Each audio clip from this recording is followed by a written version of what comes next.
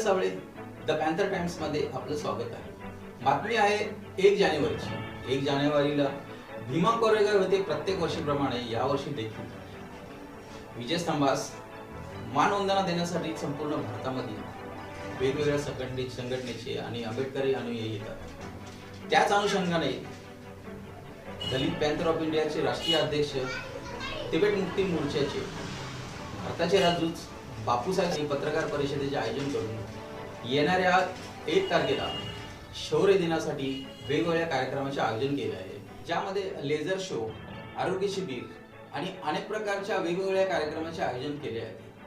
1 लाखापेक्षा जास्त अनुयायांच्या माध्यमातून विजयस्तंभाला मानवंदना दिली जाणार आहे।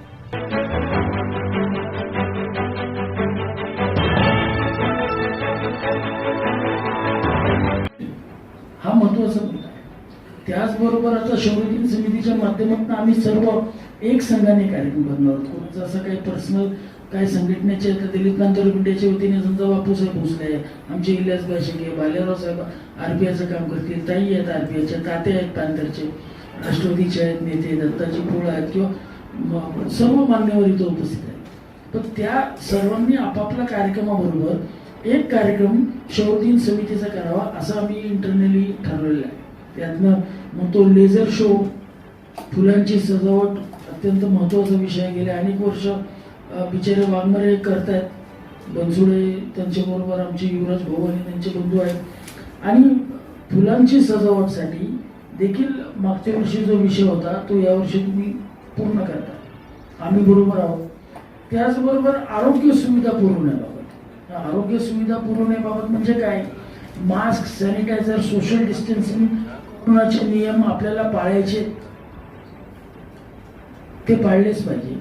हे आम्ही सर्व समाजाला, सर्व लोकांना आमच्या ग्रुपच्या मार्फत सांगत आहोत। त्याचबरोबर परवा जो काही प्रकार घडला दादर चैत्यभूमीला, त्याबाबत आम्ही सर्व समितीचे लोक सतर्क झालो आहोत की बाबा आता मगाशी युवराज भाऊंनी सांगितलं की चमकोगिरी ठीक आहे, अशा लोकांना वेळोवेळी आपल्याला आवडता येईल, विरोध करणाऱ्या लोकांना, कुठं माईक बोलणाऱ्या लोकांना आणि वेळेवरच त्यांना व्हॉट्सअप किंवा फेसबुकवर कुठेतरी दिसेल त्या लोकांना आपण सर्वांनी, समितीच्या लोकांनी आम्ही निर्णय घेतला की शासनाला भरपूर मदत करणार आहोत, पोलिसांना याचे इनपुट्स देणार आहोत।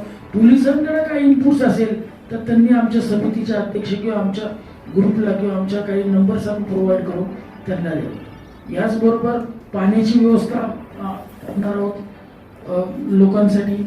आणि ज्या पद्धतीनं हा कार्यक्रम सुसंघटित होत असेल, व्यवस्थित असेल, लोक तिथं चांगल्या पद्धतीत जाणार असेल, येणार असेल,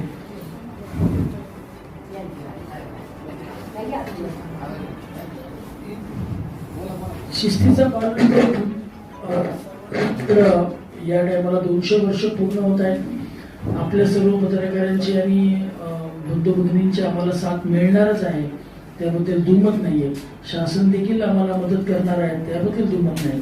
दलित पॅन्थर इंडियाच्या वतीने आम्ही या समितीमध्ये सहभागी झालो, सर्वांना सोबत घेऊन जाण्यासाठी आणि बाबासाहेब आंबेडकरांना आणि त्या स्तंभाला आणि त्या शूरवीरांना मानवंदना देण्यासाठी हे एकमेव आमचं उद्दिष्ट आहे। त्याबद्दल कोणतेही दुमत नसेल। 2 शब्द माझे पूर्ण करतो। धन्यवाद। जय भीम, जय महाराष्ट्र, जय हिंद।